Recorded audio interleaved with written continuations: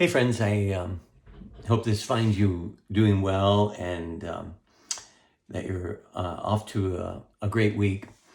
Um, as we look at the life of Paul and this ministry, it's hard for us to think that he would ever come under criticism because we read his writings and they're so profound. Who could possibly resist his ministry or his teaching? But actually, he faced constant criticism and conflict. And in 2 Corinthians, he was speaking to them and reminding them that he didn't have to worry about giving his credentials or, proving his worth or his authority because they were the evidence of his apostleship, his ministry. But he says some really wonderful things here that I think will encourage you. In 2 Corinthians 3, starting in verse number 5, it says, "Not that we are sufficient in ourselves to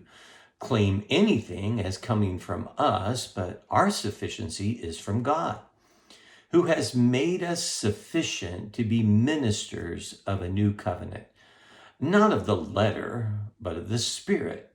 For the letter kills, but the Spirit gives life."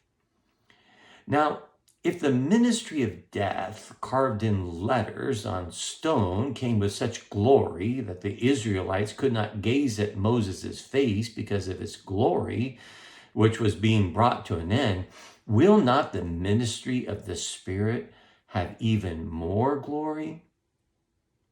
Well, I could go on, but if you listen to my sermons or devotions, you know that's a true statement. But I want to limit the amount of time I spend here. And so I just wanted you to think about this, that Paul reminds us that what we do as believers in the new covenant is not dependent upon us, our gifts or greatness or goodness. It's all about the enabling of the indwelling life of God. And so he says, not that we are sufficient ourselves. He's not taking credit for it. It's not him, but Christ in him. He's not the source, but Christ is the source.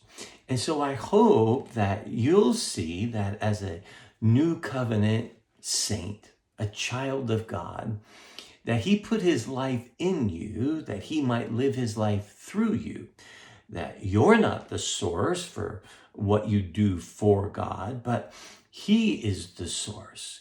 Your sufficiency is his indwelling life. And all we have to do is yield to that indwelling life that he might live through us. And he is sufficient. He's all you're ever going to need to do all that he desires to do in and through you. Our sufficiency is from God. He has made us sufficient to be ministers of a new covenant. Now, the new covenant is that covenant that we celebrate each Sunday as we look to the cross, where he paid the price that we could not pay, that he died for us and as us so that he could live in us and make us his temple. And he tells us that as we minister the new covenant, there's always going to be life. You see, the old covenant, the Mosaic covenant, it could demand holiness. It demanded perfection. It was a beautiful, holy reflection of who God is. But it brought death, because the wages of sin is death. And it pointed out our sin.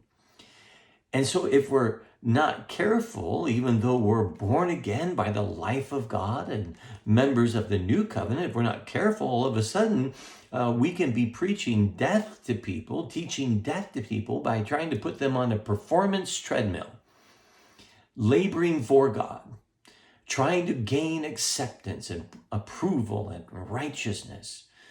But listen, friends, that old covenant was flawed in that we were sinners. It pointed out our need greatly, but it could not solve our problem. He says the Spirit gives life.